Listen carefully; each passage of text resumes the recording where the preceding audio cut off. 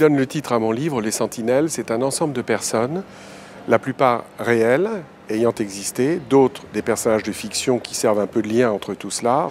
Ce sont les très rares personnes qui ont eu connaissance, non pas évidemment de l'antisémitisme de Hitler, non pas des mesures anti-juives, parce que ça tout le monde le savait, mais vraiment de la décision de la solution finale et de l'extermination d'un peuple tout entier. Quelques personnes se sont trouvées avoir connaissance de tout cela et ont tenté de faire passer aux Alliés, aux Anglais, aux Américains, les informations sur ce qui se déroulait et n'ont pas été entendues. Donc voilà, si vous voulez, le schéma général du livre. L'idée de ce livre m'est venue en rédigeant un essai il y a 2 ans sur un écrivain italien qui s'appelle Malaparte et qui a écrit des livres terribles sur la Seconde Guerre mondiale, en particulier Caput, et qui suivait les armées allemandes comme correspondant de guerre. Et j'ai été sidéré de voir que dans Caput, où il parle des massacres de juifs, un peu façon, si vous voulez, les bienveillantes, c'est-à-dire les massacres dans l'armée allemande, mais à aucun moment Malaparte ne parle des camps d'extermination. Donc il y a une question qui est née en moi. Je me suis dit, mais comment se fait-il que lui n'avait pas connaissance de ça? Parce que s'il avait eu connaissance de cela, évidemment, il en aurait parlé. Et puis j'ai lu aussi, dans le même mouvement, j'ai lu des témoignages de juifs arrêtés, déportés, qui, jusqu'à l'arrivée à Auschwitz, exemple les mémoires de Simone Veil, qui arrive à Auschwitz en avril 1944, ne sait absolument pas le sort qui les attend, les juifs. Donc je me suis posé la question, comment se fait-il qu'on peut exterminer 6 millions de personnes sans que des gens qui sont pourtant aux premières loges, Malaparte, ou des gens qui sont eux-mêmes victimes, ignorent tout de leur sort. Et c'est donc ce questionnement qui m'a amené à faire des recherches historiques, et non pas à écrire un livre d'histoire, bien que ce soit ma formation d'être historien, mais un roman. C'est un roman et non pas un ouvrage théorique ou historique, parce que je pense que ces ouvrages existent. Ils dorment dans des bibliothèques, c'est des thèses de doctorat extrêmement sérieuses, et que finalement, auxquelles personne ou pratiquement personne n'a accès. La forme romanesque, c'est quand même là s'adresser à un large public. Donc c'est la première raison pour laquelle j'ai choisi la forme romanesque.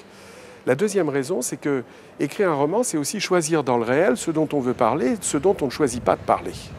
Et donc, toute la dimension psychologique de mes personnages, dans la tête desquels j'essaye de me placer comme romancier, d'une certaine manière, ça c'est mon choix, si vous voulez, au niveau de la fiction. Et ça me paraissait très important. Mon roman est à la fois le roman, d'une certaine façon, de la banalité du mal pour ceux qui sont à l'origine de ce mal. Mais c'est aussi et surtout le roman, je dirais, un peu des écrans. C'est-à-dire, qu'est-ce qui fait qu'on se met entre la réalité et nous-mêmes une sorte d'écran qui nous empêche de voir la réalité.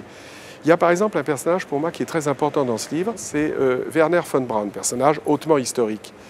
Voilà un homme qui est officier de la SS, qui met au point les armes de destruction les plus abominables, les V2, et dans le fond, il le fait parce que lui, son absolu, c'est la science, la recherche scientifique, envoyer des fusées sur la Lune. Ce qu'il fera du reste en 1969, avec les célèbres images, c'est quand même Werner von Braun qui est à l'origine de la marche de l'homme sur la Lune. Von Braun a quand même fait travailler des prisonniers juifs pour construire les fameuses V2.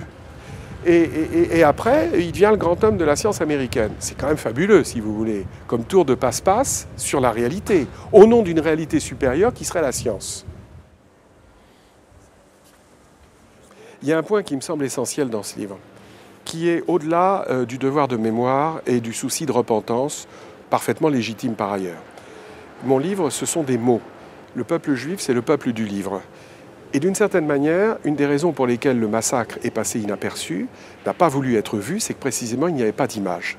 Donc ce livre, en tant qu'ensemble de mots, essaye de rendre hommage à ce peuple du livre qui n'a pas été, dont la mort, dont le souci, la volonté de destruction n'a pas été pris en compte parce qu'il n'y avait pas d'image.